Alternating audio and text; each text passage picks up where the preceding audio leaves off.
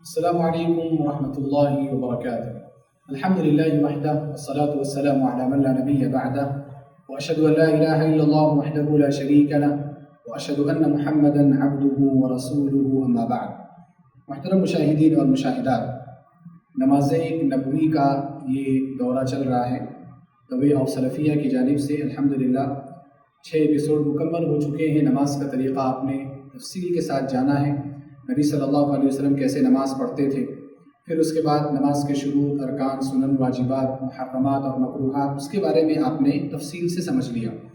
اب پورا تفصیل کے ساتھ جاننے کے بعد اب زیادہ کچھ چیزیں تو باقی نہیں رہی ہیں اور ایکسپلین کرنا بھی اتنا ضروری نہیں ہے، لیکن حسب وعدہ، جیسا کہ وعدہ تھا کہ انشاءاللہ ایک ڈیمو دکھایا جائے گا اس دورے کے بعد، تاکہ جو ہم نے پڑھا ہے 6 ایپیسوڈ میں، جو بھی ہم نے سنا ہے، اس کا ایک پریکٹیکل بھی ہم دیکھ سکیں کہ نماز کیسے پڑھی جاتی ہے۔ تو انشاءاللہ میں آج آپ کے سامنے میں کوشش یہ کروں گا کہ نبی صلی اللہ علیہ وسلم کی نماز کا جو طریقہ ہم نے احادیث کی روشنی میں سیکھا ہے، جانا ہے، میں ڈیمو دے کر کے پریکٹیکل یعنی تطبیقی طور پر آپ کے سامنے پیش کر سکوں۔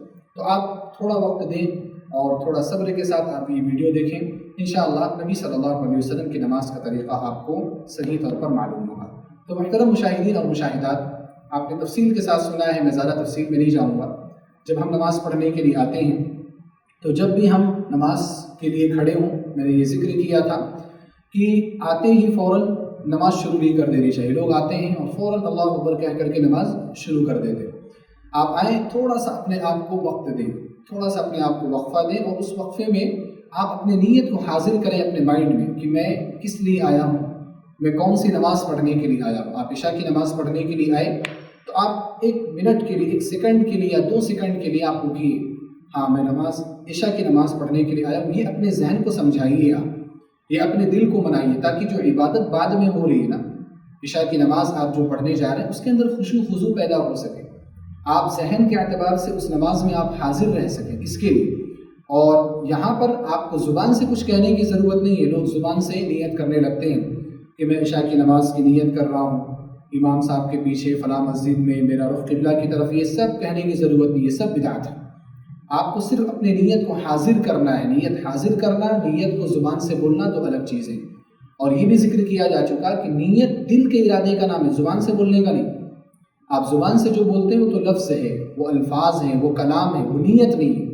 نیت دل کے ارادے کا نام ہے۔ تو آپ آئیں، تھوڑا سا وقفہ لیں اور نماز شروع کریں۔ نماز شروع کرنے کے لیے آپ کو سب سے پہلا جو کام کرنا ہے وہ تکبیر تحریمہ کرنی ہے۔ تکبیر تحریمہ آپ کیسے کریں گے؟ آپ دیکھیں، اللہ اکبر، آپ دونوں ہاتھوں کو اٹھائیں، اور یہ ذکر کیا جا چکا ہے کہ جو ہاتھ آپ اٹھا رہے ہیں یہ جو کندھوں کے برابر ہونے چاہیے یا آپ کی کانوں کے لو کے برابر ہونے چاہیے۔ تو آپ یہاں تک ہاتھ اٹھائیں یا آپ کندھے تک ہاتھ اٹھائیں، اور اللہ اکبر کہتے ہوئے آپ ہاتھ اٹھائیں، اسی کو تکبیر تحریمہ کہتے ہیں۔ رفع الیدین کرتے ہوئے جب ہاتھ اٹھاتے ہیں، لوگ الگ الگ ٹائپ سے اور الگ الگ طریقوں سے رفع الیدین کرتے ہیں۔ کوئی آتا ہے بس فوراً اللہ اکبر کہہ کر یہیں تک اٹھایا، اپنے پیٹ تک یا اس کے سینے تک ہاتھ پہنچا، اور کچھ لوگ ہاتھ اٹھاتے ہیں تو ایسے ہاتھ اٹھاتے ہیں۔ تو ہاتھ ایسے نہیں اٹھانا، آپ کسی کو مارنے نہیں جا رہے ہیں، آپ ہتھیلیاں جو ہے وہ قبلہ کی طرف ہونی چاہیے۔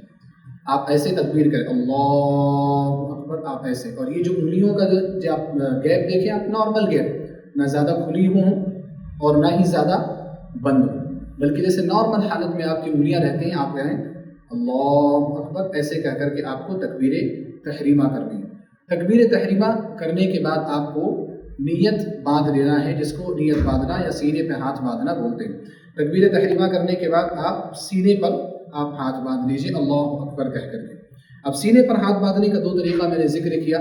ایک یہ کہ آپ ہاتھ کو یعنی داہنے ہاتھ کو آپ بائیں ہاتھ کی پشت، کلائی اور ہاتھ کے کچھ حصے پر آپ رکھیں، اس طرح سے آپ رکھیں۔ یہ طریقہ ہے، دیکھیں میں بھی رکھ کر کے بتاؤں گا، لیکن آپ یہ شیپ ہاتھ کا دیکھ لیں۔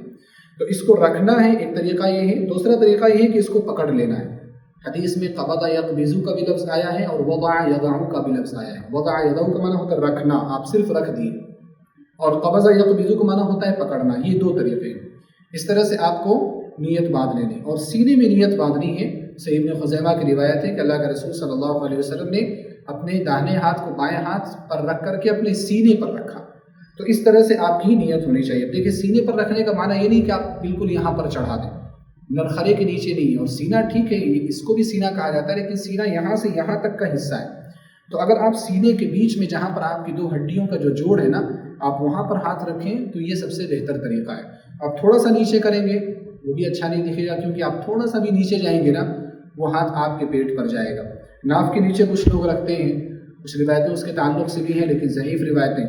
تو ہمیں افراط اور تفریط نہیں کرنا ہے, نہ تو یہاں رکھنا ہے نہ تو یہاں رکھنا ہے, بلکہ جو سینے کا جو یہ جوڑ ہے, آپ اگر آپ ٹچ کریں آپ کی ہڈی محسوس ہوگی, یہاں پر دو ہڈیاں الگ الگ ہو رہی سینے کی, تو آپ یہاں پر آپ اپنے ہاتھوں کو رکھیں. اور نیت باندھنے کا یہی طریقہ سب سے بہتر طریقہ ہے. آپ دیکھیں کہ آپ کیا کریں, اپنے داہنے ہاتھ کی جو ہتھیلی ہے اس کو بائیں ہاتھ کی پشت پر اور اس کے گٹے پر اور کلائی پر آپ رکھیں. یہی طریقہ ہے جو نبی صلی اللہ علیہ وسلم سے ثابت ہے.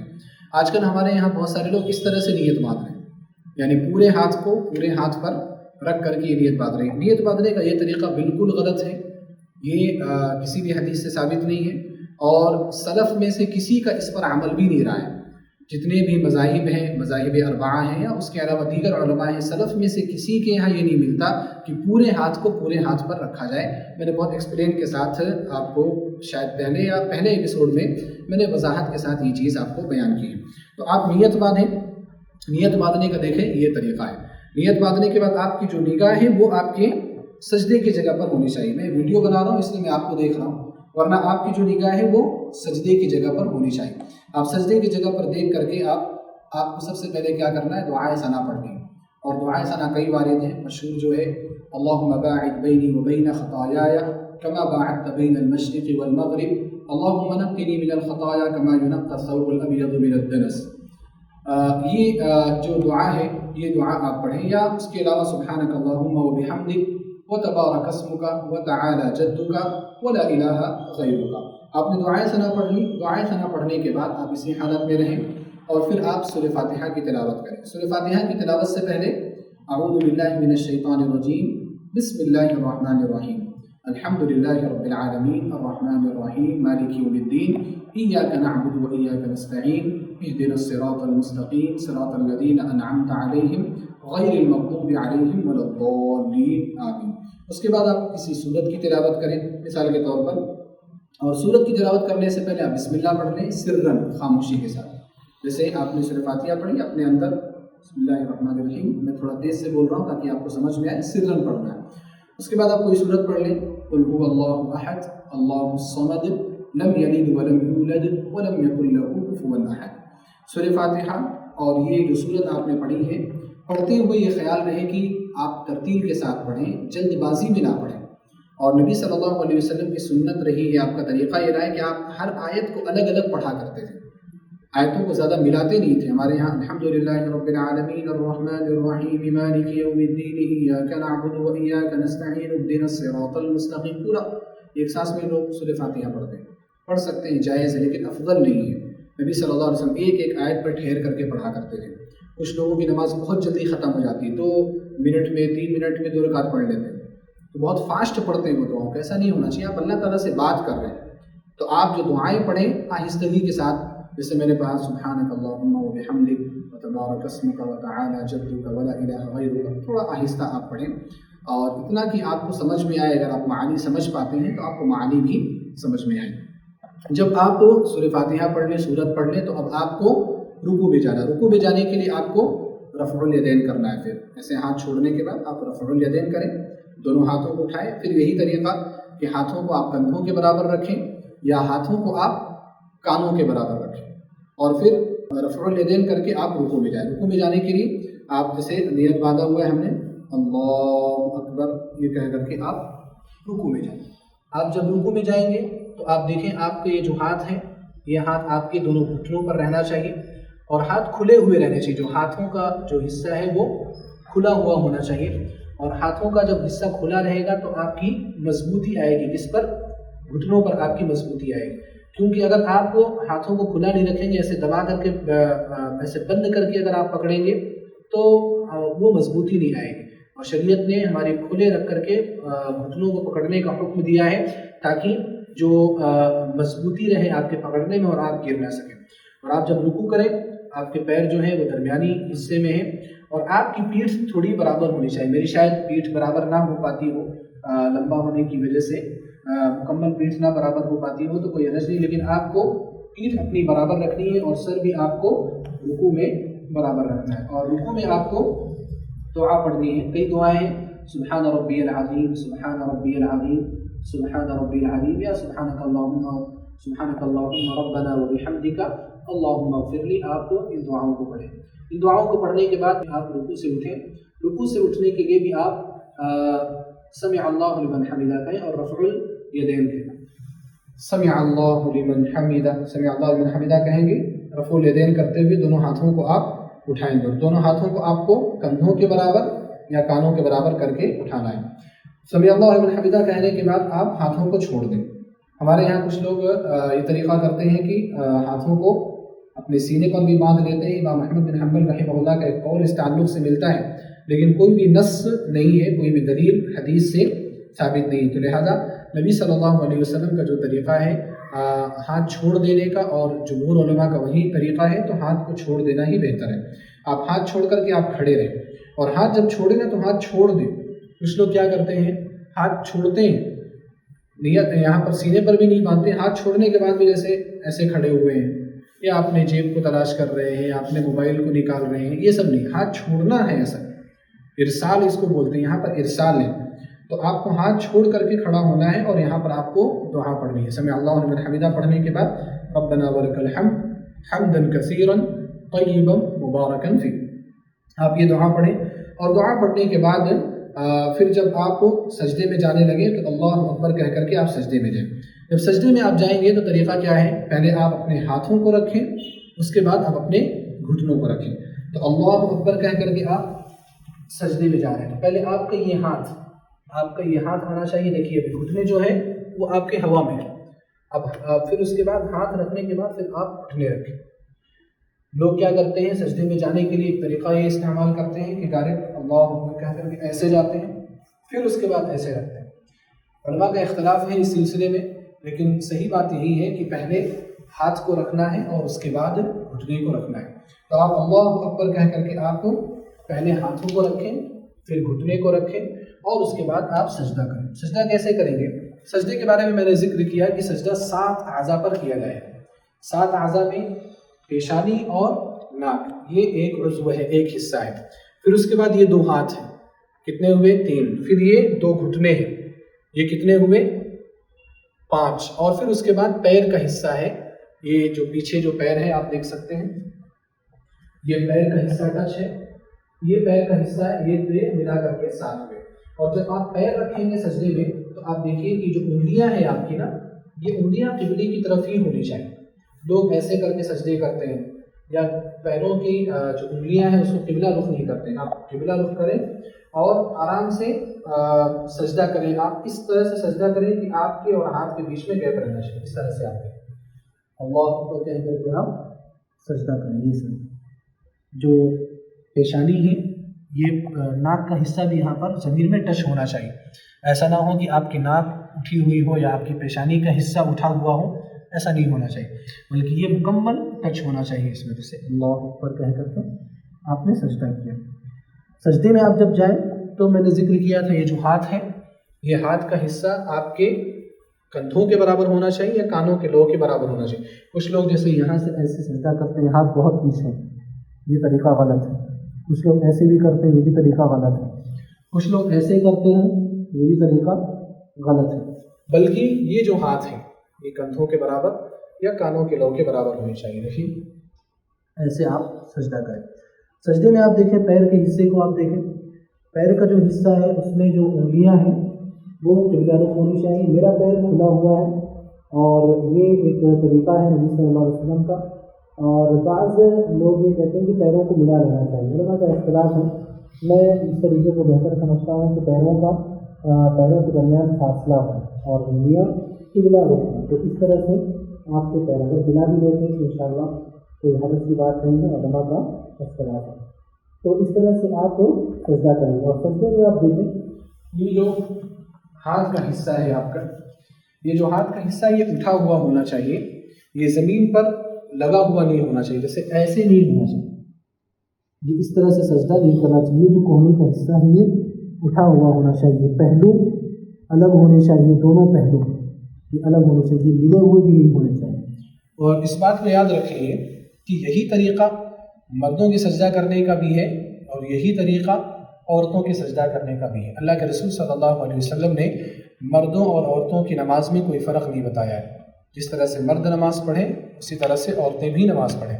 ہمارے یہاں مشہور ہے کہ سینے پر ہاتھ باندھتے ہوئے کہ عورت سینے پر ہاتھ باندھے، مرد ناف کے نیچے باندھے.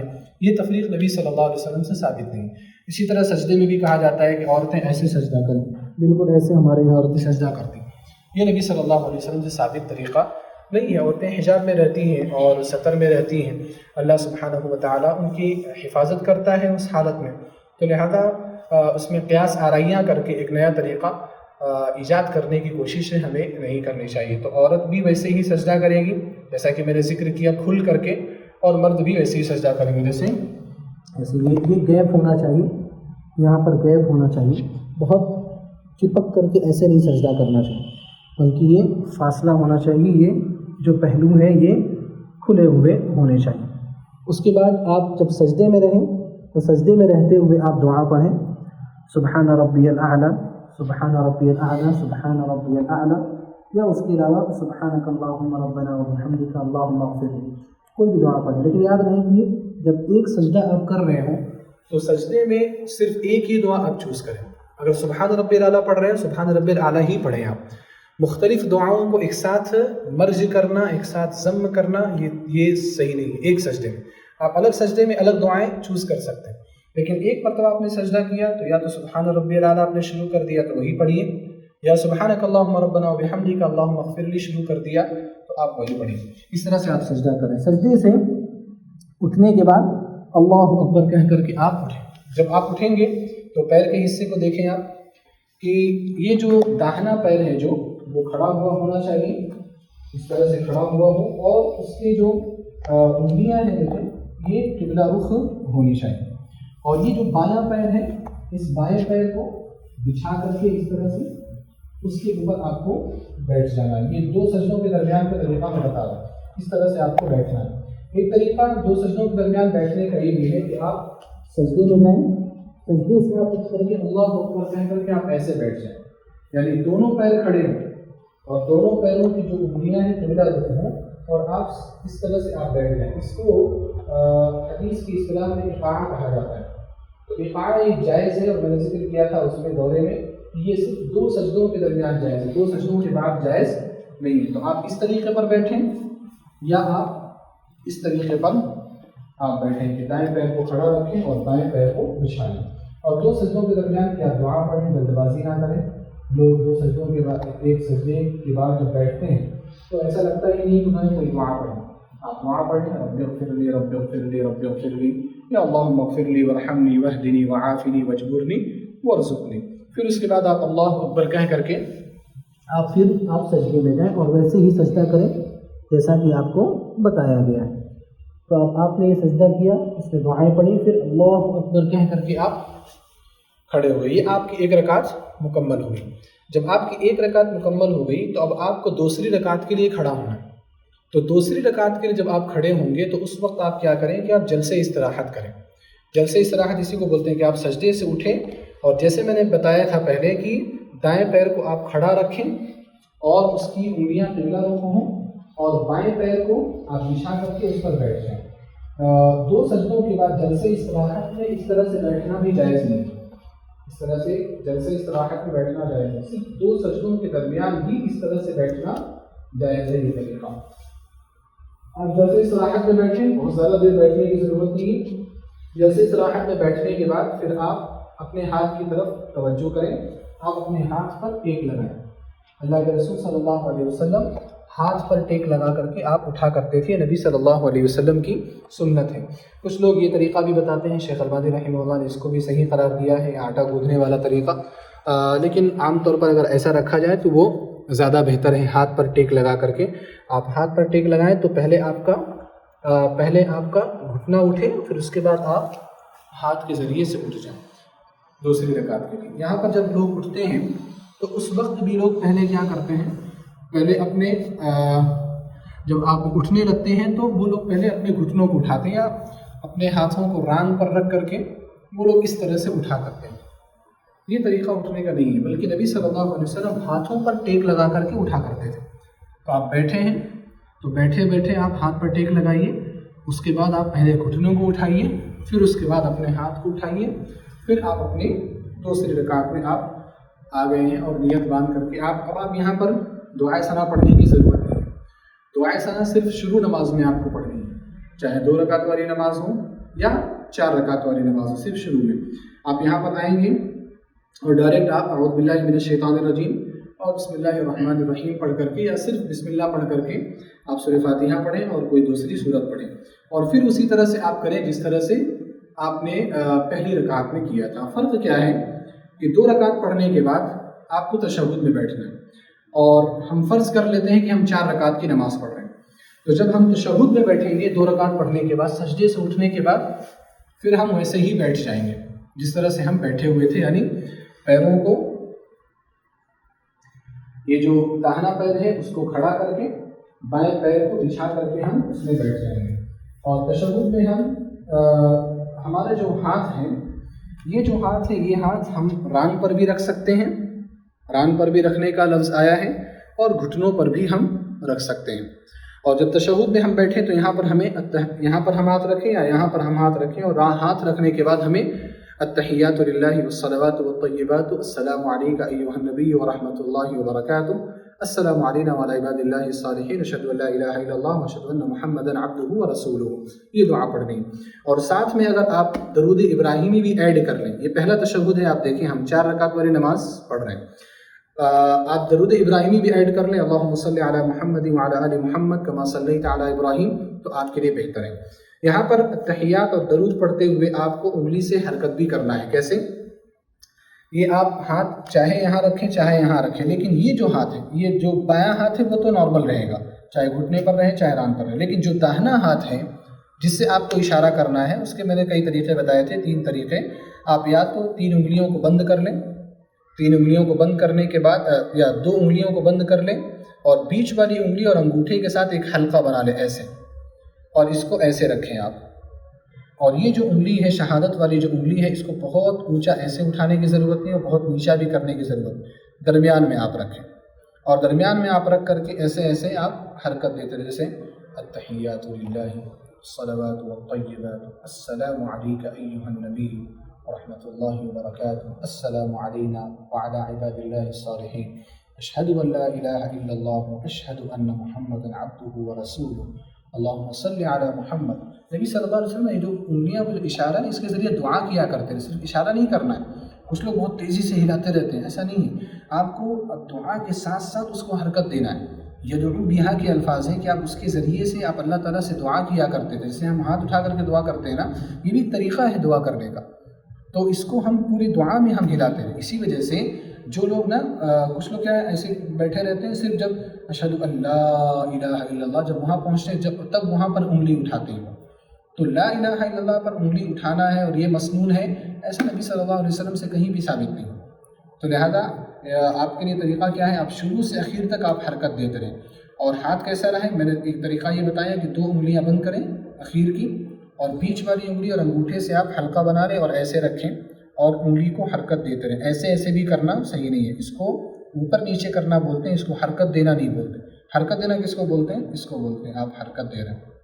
دوسرا طریقہ کیا ہے کہ آپ کو 3 انگلیوں کو آپ ملا لیں اور انگوٹھا جو ہے اس کو تینوں انگلیوں کے اوپر رکھیں آپ، اور ایسے آپ رکھیں اور آپ ایسے ایسے حرکت دیں، یہ بھی ایک طریقہ ہے۔ تیسرا طریقہ کیا ہے کہ آپ تینوں انگلیاں ملا لیں اور یہ جو انگوٹھا ہے نا، اس انگوٹھے کو شہادت والی انگلی کے جڑ پر رکھیں ایسا۔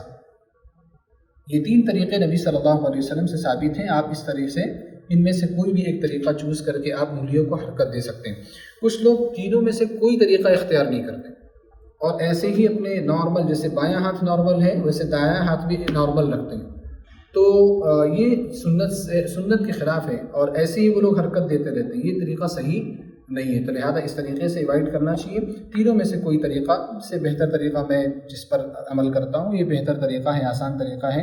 اس طریقے سے ہم اپنی انگلی کو رکھیں.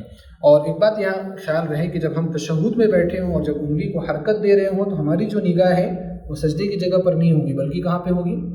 انگلی پر ہوگی. تو آپ انگلی کو دیکھیں. التحیات للہ والصلوات والطیبات السلام علیک ایھا النبی ورحمۃ اللہ وبرکاتہ السلام علینا وعلی عباد اللہ الصالحین. پوری دعا آپ پڑھیں گے.